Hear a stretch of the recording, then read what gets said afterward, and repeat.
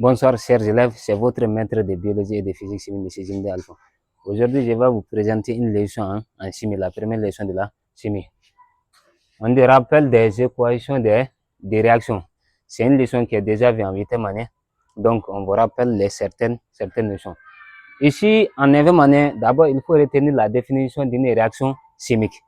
On dit une réaction chimique est une transformation au cours de laquelle, là où les espèces chimiques mises en présence disparaissent en donnant naissance à d'autres espèces chimiques. Mais nous n'allons pas revenir sur là-dessus. Aujourd'hui, on va vous montrer comment compléter et équilibrer certaines équations. D'abord, on va voir la fonction acide. D'abord, il y a la fonction, il y a la fonction acide, la fonction base et la fonction sel. Mais aujourd'hui, nous, on va voir la fonction acide.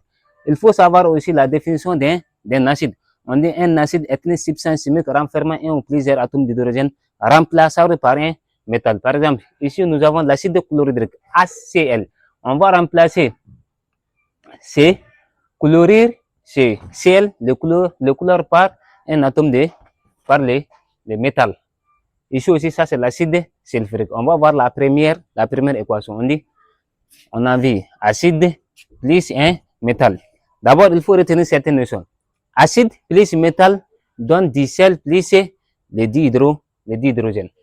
Maintenant, acide plus base donne des sels et de l'eau. Maintenant, acide plus sel va nous donner nouveau sel plus nouvelle base. Maintenant, nous, on va voir cette réaction. On dit HCl, ça c'est l'acide chlorhydrique. Toujours en chimie, on lit comme en arabe. On commence par la droite pour venir vers la gauche. Ici, c'est le chlore. Maintenant, si c'est accompagné de quelque chose, on dit chlorure d'hydrogène ou l'acide chlorhydrique. Plus, ici, c'est le zinc. Le zinc, c'est un métal. Donc, acide plus métal, on dit ça donne des sels et d'hydrogène. On va voir.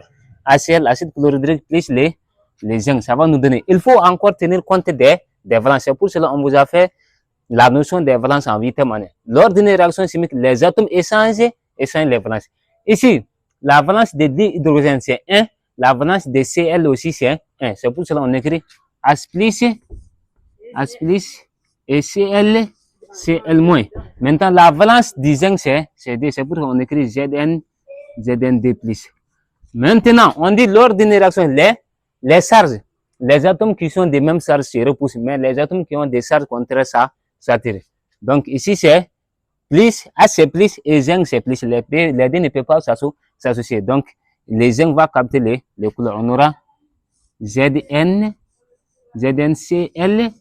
Cld plus un dégagement d'hydrogène. Ici, les deux que vous voyez, c'est la valence du zinc. Normalement, la valence du chlore devrait être ici. Comme c'est 1 multiplié par un nombre, c'est toujours le même. C'est pour lui-même. C'est pour cela qu'on ne met pas les 1. Donc, les deux, ça, c'est la valence du zinc. On aura ZnCl2 plus un dégagement d'hydrogène. Ça, c'est ce qu'on appelle le chlorure de zinc et le dégagement d'hydrogène. Maintenant, on va essayer d'équilibrer. Les nombres des corps qui sont à droite doivent être aussi égaux au nombre des corps qui sont à gauche. Par exemple, ici, c'est les réactifs, ici, c'est les produits. On va essayer de les équilibrer. Par exemple, ici, on va voir H. Ici, l'hydrogène, on a 1, alors qu'ici, on a 2. Qu'est-ce qu'il faut faire pour équilibrer? Il faut mettre D en facteur. Donc, quand vous multipliez D ici, les D multiplient les tout, l'acide chlorhydrique. Donc, on aura DH. On a aussi ici, au niveau des produits aussi DH. Ça, c'est équilibré. On va voir le chlore. Ici, le chlore. Du fait qu'on a mis D ici, les D multiplient les tout. Donc, on a DCl, on a ici aussi DCl. On a un zinc, ici aussi on a un zinc. On dit que l'équation est équilibrée. L'acide chlorhydrique plus les zinc va nous donner le chlorure de zinc plus un dégagement d'hydrogène. On vient à la deuxième équation, c'est l'acide sulfurique. L'acide sulfurique plus les magnésium. On va voir ce que ça nous donne. Ici aussi, il faut retenir les valences. On dit la valence de l'hydrogène, c'est 1. Ici, les SO4, c'est les sulfates. Les sulfates, on a vu, ce sont des radicaux. Ce sont des corps qui se déplacent en bloc.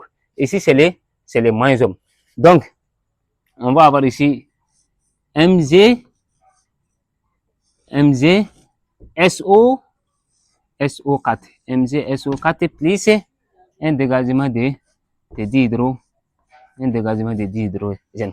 Ici, on met rien parce que la valence du magnésium c'est D et la valence aussi du sulfate c'est D. Donc, les deux vont se neutraliser. Normalement, on devrait l'écrire comme ça. On devrait l'écrire MgD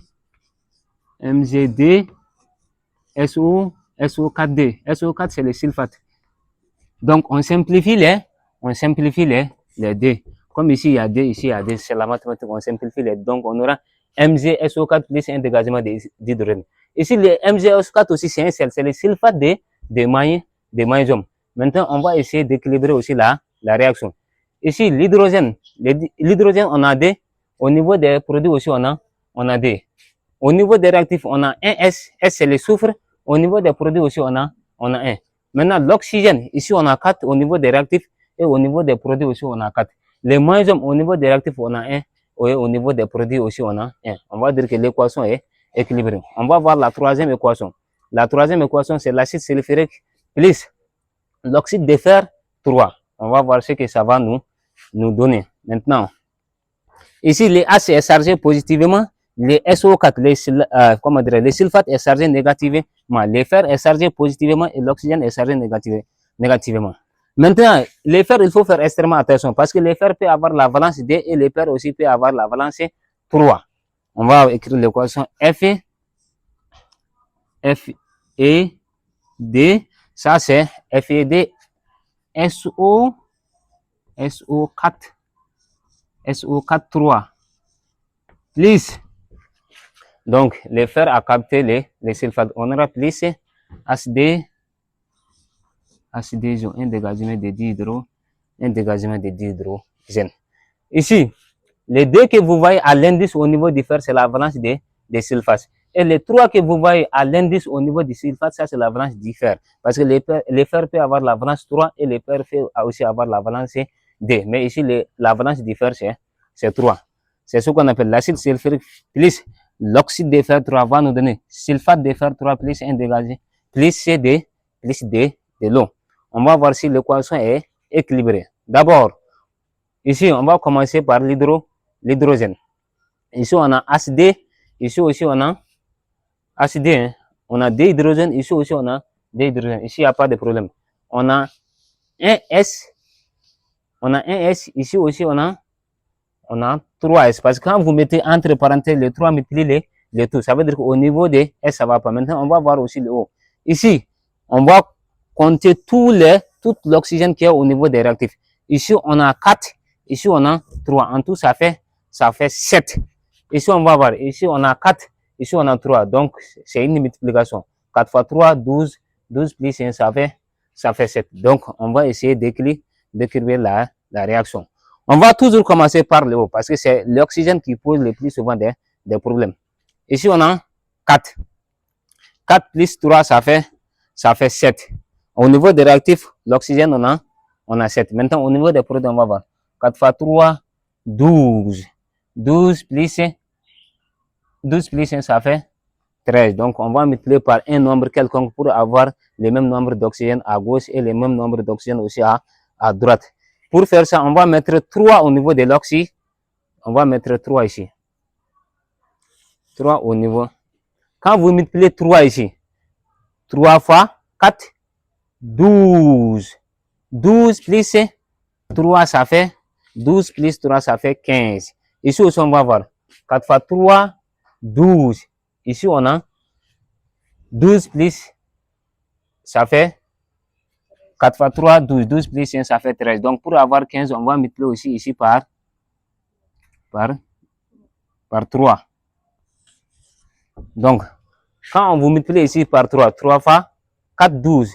12 plus 3, ça fait 15. Ici aussi, 4 fois 3, 12. 12 plus 3, ça fait 15. Donc, l'oxygène est équilibré. 3 fois D, 6 au niveau des réactifs. L'oxygène, on a 6. Au niveau des produits aussi, 3 fois D, 6. L'oxygène, enfin, l'hydrogène aussi est équilibré. Les fers, ici, on a D. Les fers aussi, ici, on a D. Maintenant, les S, quand vous multipliez les 3 ici, les 3 multiplient les tout. Donc, S, on a 3, les soufres. Ici aussi, S, on a 3 parce que c'est entre parenthèses. Les 3 multiplient tous les corps qui sont entre parenthèses. Donc, l'équation est équilibrée. L'acide sulfurique plus oxyde de fer 3 va nous donner sulfate de fer 3 plus D de l'eau. On va voir la troisième équation. L'acide chlorhydrique plus carbonate de calcium. Les CO3, c'est les carbonates. Ça va nous donner Ca, parce que ici, le calcium est chargé positivement. Donc, il va capter ici, le corps qui est chargé négativement. C'est le chlore. CaCl. Maintenant, on sait que la valence de Cl, c'est 1. Pourquoi? C'est pour cela qu'on met rien ici. Donc, la valence du calcium, c'est 2. Donc, CaClD plus HD. Ici, HD, c'est CO3. C'est ce qu'on appelle l'acide carbonique ou carbonate d'hydrogène. On va voir si toutefois l'équation est équilibrée. Ici, d'abord, on a combien d'H? Ici, on a 1H. Ici, on a DH. Donc, l'équation n'est pas équilibrée. On va multiplier ici au niveau des réactifs par D. Quand vous mettez D ici, les D multiplient les tout. Donc, on a DH. Ici, on a DH. Donc, l'hydrogène est équilibré. Maintenant, on a DCl. Ici aussi, on a DCl. Les couleurs, on a D au niveau des réactifs et au niveau des produits. Maintenant, le calcium, Ca, c'est le calcium. Ici, on a D. On a 1, disons. Ici aussi, on a 1. L'équation est équilibrée. Ici, on a 1C. Au niveau des produits aussi, on a 1C. On a 3 au niveau des réactifs. Au niveau des produits aussi, on a 3. On vient au niveau de la troisième équation. HCl, c'est l'acide chlorhydrique. L'acide chlorhydrique plus les métals. On dit acide chlorhydrique plus métal, ça nous donne des sels et un dégagement d'hydrogène. On aura AlCl3. La valence de l'aluminium, c'est 3. AlCl3 plus un dégagement d'hydrogène. Donc, ici, l'acide chlorhydrique plus l'aluminium va nous donner le chlorure d'aluminium plus un dégagement d'hydrogène. On va voir si l'équation est équilibrée. Ici, H, on a 1, alors qu'ici, on a D. Donc, ici, le couleur, on a 3. Quand vous mettez D ici, le couleur, ça devient D, alors que le couleur, ça devient ici 3. Donc, c'est très difficile à équilibrer. Pour faire ça, on va mettre 6 au niveau des réactifs. Quand vous mettez 6 ici, on a 6 hydrogènes et puis on a 6 couleurs. Donc, ici, on a D hydrogènes. Pour avoir 6, on multiplie par 3. 3 fois D, 6. Au niveau des produits, on a 6 hydrogènes. Au niveau des réactifs aussi, on a 6 hydrogènes. Maintenant, le couleur, on a 6 au niveau des réactifs. Maintenant, au niveau des produits, on a 3. Qu'est-ce qu'il faut faire? Pour avoir 6, il faut multiplier par D. Donc, 2 fois 3, 6. On a 6 couleurs au niveau des produits et on a 6 couleurs aussi au niveau des réactifs. Maintenant, on va voir l'aluminium. Parce que quand vous multipliez ici par D, les D multiplient les tout. Donc, l'aluminium, ça devient D. Au niveau des produits, on a D. Au niveau des réactifs, on a 1. Pour avoir, on multiplie par D. Donc, on va voir. Voilà, ici, on a l'acide nitrique. L'acide nitrique plus l'hydroxyde de calcium. Ça va nous donner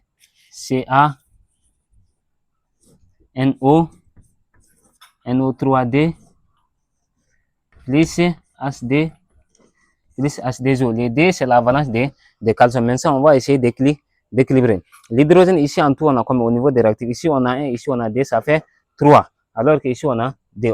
On va multiplier pour avoir 4. Ici, on a, quand vous mettez D, les D multiplient les tout. On a D hydrogènes. Ici aussi, on a D hydrogènes. En tout, au niveau des réactifs, on a 4 hydrogènes. Ici, au niveau des produits, on a D. Pour avoir 4, on multiplie aussi par D. L'hydrogène est équilibré. Les N, ici, les N, c'est de l'azote. Ici, on a D. Ici aussi, on a D. L'oxygène, on a 2 fois 3, 6. 6 plus les D, ça fait 8. Ici aussi, l'oxygène, 2 fois 3, 6. 6 plus les D, ça fait 8. Ca, on a 1. Ca, on a 1. L'équation est équilibrée. L'acide nitrique plus l'hydroxyde de calcium, ça va nous donner nitrate de calcium plus de l'eau. On va résumer. On dit la fonction, d'abord, c'est une réaction chimique. Il faut retenir la définition d'une réaction chimique. Une réaction chimique est une transformation au cours de laquelle, là où les espèces chimiques mises en présence disparaissent en donnant naissance à une ou autre espèce chimique. Par exemple, on peut prendre des exemples. Ici, on a pris la fonction acide. Il y a 3 fonctions. Il y a la fonction acide, la fonction base et la fonction sel. Nous, on a pris aussi la fonction ici, la fonction acide. Maintenant, ici, l'acide chlorhydrique plus les zinc. Acide plus un métal va nous donner du sel plus un dégagement d'hydrogène. HCl plus Zn va nous donner ZnCl2 plus HD. Donc, on a équilibré. Il faut lire, pour lire une équation chimique, il faut toujours commencer vers la droite, comme l'arabe. HCl, chlorure d'hydrogène ou l'acide chlorhydrique. Sulfate d'hydrogène ou l'acide sulfurique. Sulfate d'hydrogène, toujours ici, c'est l'acide sulfurique, aussi l'acide chlorhydrique, l'acide chlorhydrique. Ici, c'est nitrate d'hydrogène ou l'acide nitrique. Pour la prochaine fois, on va voir la fonction base.